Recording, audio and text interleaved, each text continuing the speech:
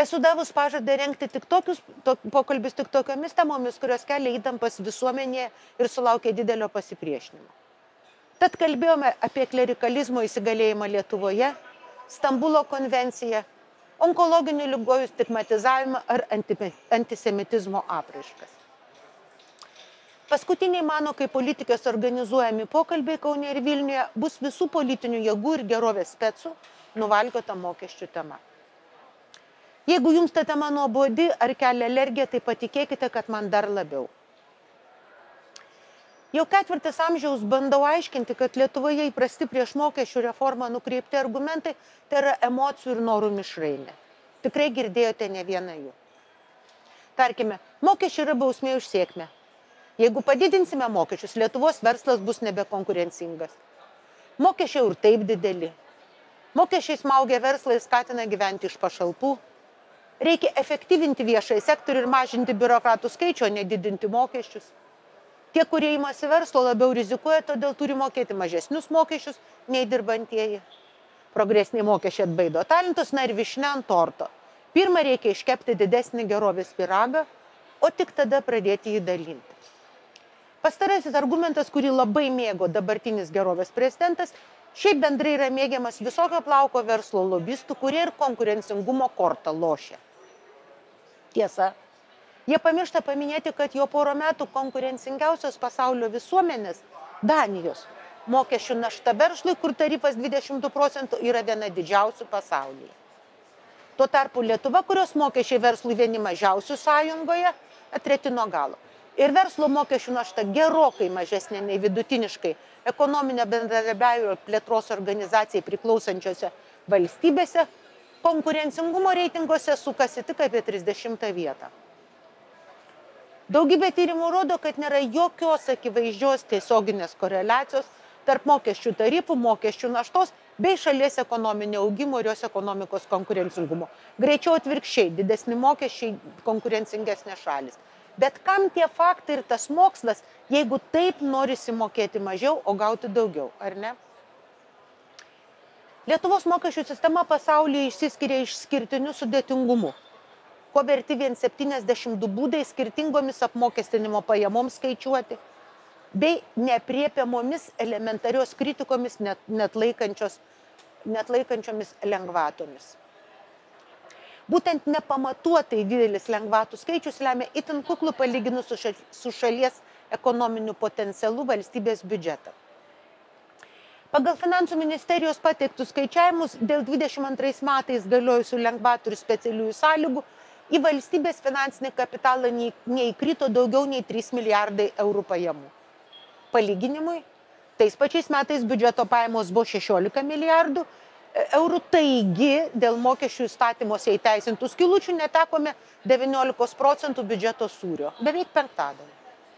Dar vienas palyginimas. Tie 3 milijardai eurų tai vos net 2 kart daugiau nei Lietuva tais metais skiria gynybai. 1 milijardas 600 milijonų eurų ir trečdaliu daugiau nei žada skirti 24-aisiais per 2 milijardus eurų. Dėl taikytų mokesčių lengvatų valstybės ir savivaldybių biudžetai pernai neteko 1,7 milijonų eurų gyventojų pajamų mokesčio, beveik 500 milijonų eurų pridėtinės vertės mokesčio, beveik 500 milijonų eurų pelno mokesčio ir 340 milijonų eurų iš akcizų, suskaičiuoja Finansų ministerija.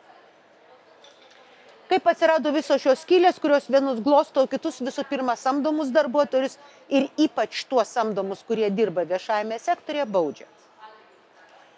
Tiek tarptautiniai, tiek Lietuvos ekspertai jau seniai aiškina, kad didžiausia Lietuvos mokesčių bėda labai paini. Vos neindividualizuota pajamų mokesčių sistema susiformavo dar pereinamuoju į rinkos ekonomiką laikotarpiu. Nepriklausomybės aušroje Lietuvai ir kitoms postsovietinėms valstybėms liberalizavus ekonomiką atsirado daug naujų veiklos formų ir pajamų rūšių, su kuriomis 50 sovietinės okupacijos metų niekas nesusidūrė. Pajamas tada apmokestindavo prie šaltinio. Tai yra, mokesčius išskaitydavo ir pervesdavo į biudžetą tas, kas tas pajamas mokėjo, ne tas, kas jas gaudavo. Na, tai paprastai įprasta senosiose šalyse. Lietuvoje tokią iškreiptą sistemą tebeturime iki šiol. Dabartinio gyvulių ūkio užuomazgas rasime jau pirmoje laikinojo gyventojų pajamų mokesčių įstatymo redakcijoje, kuri atsirado 91 metų pradžioje. Darbo pajamos iš pagrindinės darbovietės, viršijančios 600 rublių per mėnesį, tada buvo apmokestinamos tarifų nuo 18 iki 33%, dabar 20%. Taip? O štai pajamoms iš antros darbo sutarties, tais laikais komiškai vadintomis antraeilėmis pareigomis, buvo taikomas skirtingas režimas. Neapmokestinamas pajamų dydis 200 rublių, po to progresijos laipsteliai, žemesni ir tarifas didesnis iki 35%. Kiekvienai pajamų rūšiai buvo taikomas kitoks režimas. Sąjūdis į valdžią atvedė daug menininkų, mokslininkų, kultūros veikėjų ir žurnalistų, tad nenuostabu, kad atsirado atskiras ir specialiai jiems skirtas mažesnis 13% tarifas autoriniam atlyginimui, be jokio progresyvumo. Graudu ar net ciniška, kad ilgus metus žurnalistai nematė jokios bėdos, kad jiems ir jų darbdaviams, leidėjams pamaloninti sukurta sistema yra labai neteisinga. Kai koks nors minkštos širdies žurnalistas kartu su mokytais rauda dėl jų menkų atlygių, jam pirmiausia verta pasvarstyti, ar jis pats jiems adekvačiai atsilygino. Laisvas žodis visų pirma ir reikalingas, kad būtų daugiau teisingumo. Beje, neilgai trukus autorinius atlyginimus vietoj darbo užmokesčio pradėjo mokėti ne tik redakcijos žurnalistams, bet ir eilinės uždarosios akcinės bendrovės savo darbuotojams, taip slėpdamos ne tik gyventojų pajamų mokesčius, bet ir sodros įmokas. Komiškiausia tokios rūšies istorija buvo aprašyta viename valstybės kontrolės tyrime, kai autoriniai buvo mokami santechnikams už išskirtinai originalius, suprask, autorinius nuotekų šalinimo sprendimus. Neaišku kodėl, bet nuomos pajamoms, palūkanoms ir kai kurioms kitoms pajamų rūšius buvo nustatytas 20% tarifas ir jokio progresyvumo. Akcinės bendrovės uždarsios pradėjo nuomotis iš darbuotojų automobilius ir kitokį turtą. Taip irgi sutaupydavo gyventojų pajamų mokestį ir sodros įmokas. Sekant sovietinę tradiciją, galų gale perpus sumažintas pajamų mokestis nepilnamečiams ir pensininkams. Gal dėl to, kad padėjo griaut kolūkius, ankstyvos nepriklausomybės politikai bandė kažkaip įsiteikti žemdirbiams, neapmokestindami pajamų iš žemės ūkio. Natūralu, kad šiandien žemės ūkio atstovai net nesuvokia, kad jų veikla nėra kažko išskirtinė, kad tai yra tiesiog verslas ir kad jie turi mokėti mokesčius ir sodros įmokas daugmaž taip, kaip visi kiti. Vieni pirmųjų, gerai suprasdami teisės niuansus, pajamų mokesčio lengvatą savo prisitaikė ir advokatai. Advokatūrą reguliuojančios teisės aktuose buvo nustatyta, kad ne tik advokatas, bet net jo padėjėjas negali dirbti pagal darbo sutartį. Tai lėmė, kad teisės studijas baigęs absolventas, priimtas dirbti iš 100 advokatų kontoros ėmė vykdyti individualią verslo veiklą. Daugumoje ES šalių verslo veiklą vykdančiais paprastai laikomi tik advokatų kontoros partneriai, ir tai logiškai. Nors gyventojo pajamų mokesčio kontekste tai dažniausiai neturi apskritai ten jokios reikšmės, nes pajamų mokestį visi moka vienodai, nesvarbu, pagal kokią sutartį ten jos tos pajamos gautas. Tačiau Lietuvos mokesčių gyvulių kiek kitaip. Vėliau advokatais pasiekė notarai, antstoliai ir kitų profesijų atstovai. Po nepriklausomybės atkūrimo vieni pirmųjų, kurie įsitvirtino pasaulio rinkoje, buvo garsūs krepšininkai ir kiti sportininkai. Pagrasinę nebežaisti rinktinėje, emigruoti jie netruko prisijungti prie tų, kurie moka mažiau gyventojų pajamų mokesčių ir sodros įmokai arba net visai jų nemoka. Tiesa, jeigu vis dėlto emigruodavo, tai mokėdavo savo mokesčius kokie nors JAV, kaip visi mirtingieji, ir atiduodavo didesnę dalį savo milijonų. Vienas mokesčio ekspertas puikiai paironizavo, sakydamas, kad buvo metų, kai per krepšinio rungtynės po aikštelę lakstė 10 individualių įmonių, po 5 žaidė už kiekvieną komandą.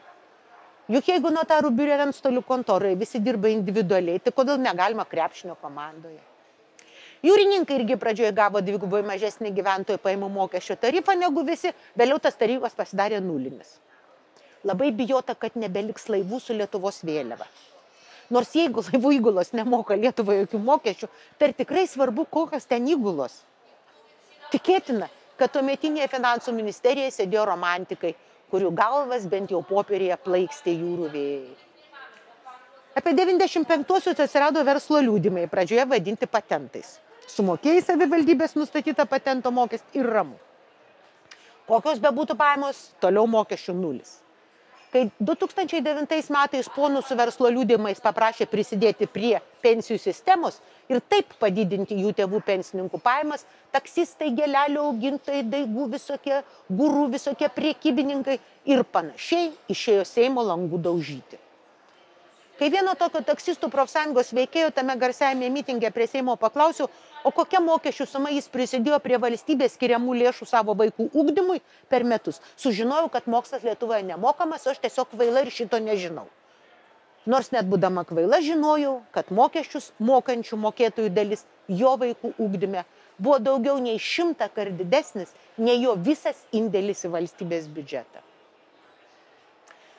2002 metais laikinai fizinių asmenų pajamų mokesčio įstatymą pakeitus dabartinių gyventojų pajamų mokesčio įstatymu, patentas pasivadino verslo liudijimu. Pasikeitus žodžiais, turinys išliko. Pajamų mokesčio išlika tebegalioja ir dabar. Galiausiai kurti geometrinę progresiją besidauginančias mokestinės lengvatas pradėta teisinti ekonominio arba socialinio vystymosi būtinybę, kaip kam simpatiškiau. Kol Lietuva neturėjo rimtesnių užsienio investicijų, Lietuvos ekonomikos kapitalą sudarė privatizuotas turtas bei jo generuojamas pelnas ir dividendai. Todėl ilgą laiką dividendai, palūkanos ir pajamos iš akcijų pardavimų taip pat buvo neapmokestinamos, nesvarbu, kiek milijonų būtų. Kai vėliau naratyvas pakito ir pirmenybė pradėta teikti tiesioginių užsienio investicijų pritraukimą, atsirado visokių lengvatų ir išimčių jau šiame ekonomikos lauke. Ką dabar turim atsilikusio, labai primityvaus ekonominio ūkio mokesčių sistemą, juokaujama Afrikos lygis, kurią visais įmanomais būdais bandome įplantuoti į modernios aukštųjų technologijų valstybės peizažą. Kur veda tokia sistema ir kalbėsime diskusijos su ekspertais kovo 1 Kaune ir kovo 15 Vilniuje. Prisijunkite.